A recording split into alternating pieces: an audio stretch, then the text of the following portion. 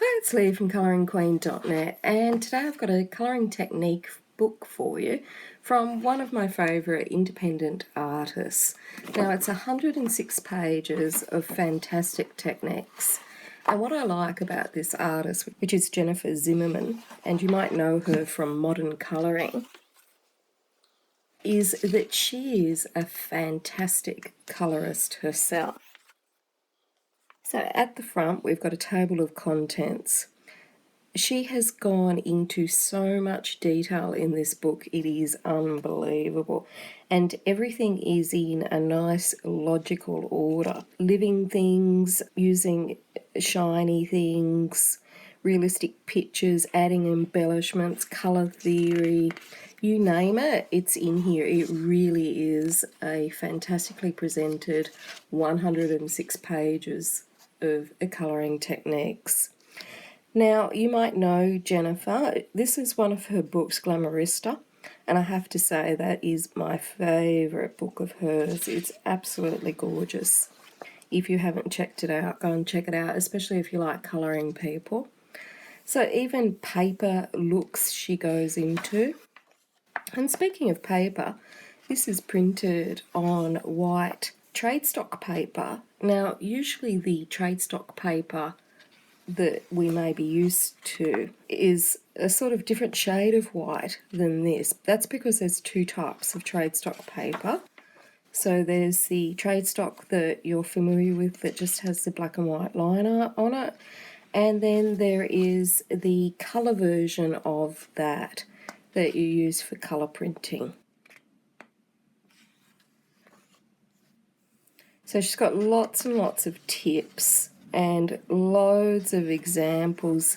She covers light source, she covers pencils over markers.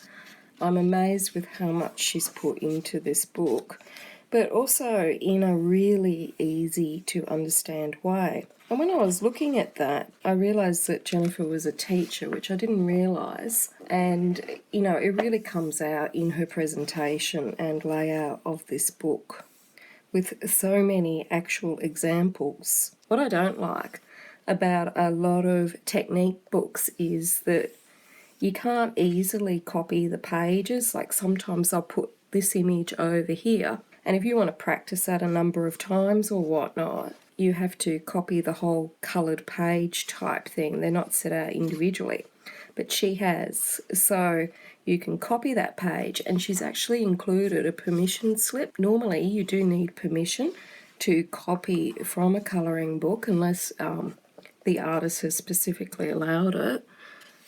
And often the printers where you go and get it photocopied will ask for that permission slip, but that's actually included in the book. Now, the other thing about Jennifer, if you haven't already followed her, is that she does a lot of fabulous videos. And I think last year I seen her videos, or it might have been this year, on using pan pastels. And I have to say, she is an absolute whiz with pan pastels. And she's included that in this book. And that picture, I think, is from her Glamourista colouring book, from memory. And she even shows how to use pan pastels with coloured pencils and all sorts of mixed media, which she really encourages you to use. And as you can see, extremely step by step. Look at these eyes and that texture. Plus, she's using Prismas in this book. So she's listed out all the pencils, all the erasers that she uses, so that you can replicate the same effect. Like, look at that. They really are fabulous. And I love these technique books because, as most of you know, I'm, very much a beginner. And I really like seeing how people set things out differently. I have a number of technique books, and, honestly, this is definitely one of my favourites. I actually can't wait to finish this so that I can start colouring it in myself. She's even got different shades of gold, like usually people just give you one shade, but she always, you know, she goes beyond, and she even gives you rose gold as well, which you often don't see. And it's funny because the Glamourista colouring book is sort of very much of an era that rose gold would have been popular in. So if you have that book, you can now colour your rose gold in it. So we've got beautiful pearls, and see here on the background, she's got that brown, and that's because she even shows you what it would look like on craft paper, which is another lovely thing to colour on. And for those of you that like to buy Japanese colouring books, you'll notice that some of those covers are like a craft card, so this will help you if you want to colour on those.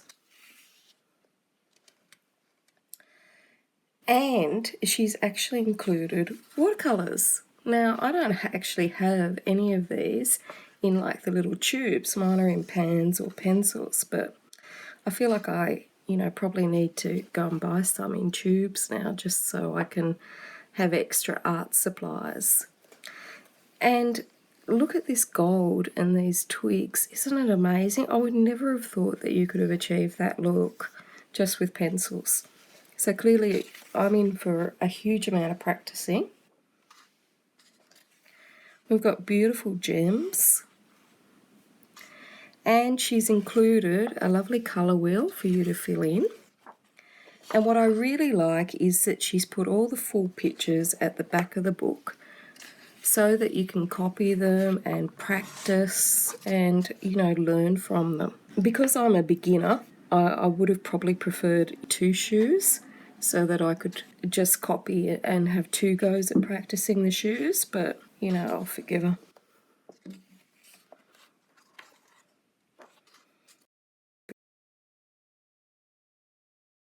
Now this is where it gets super interesting.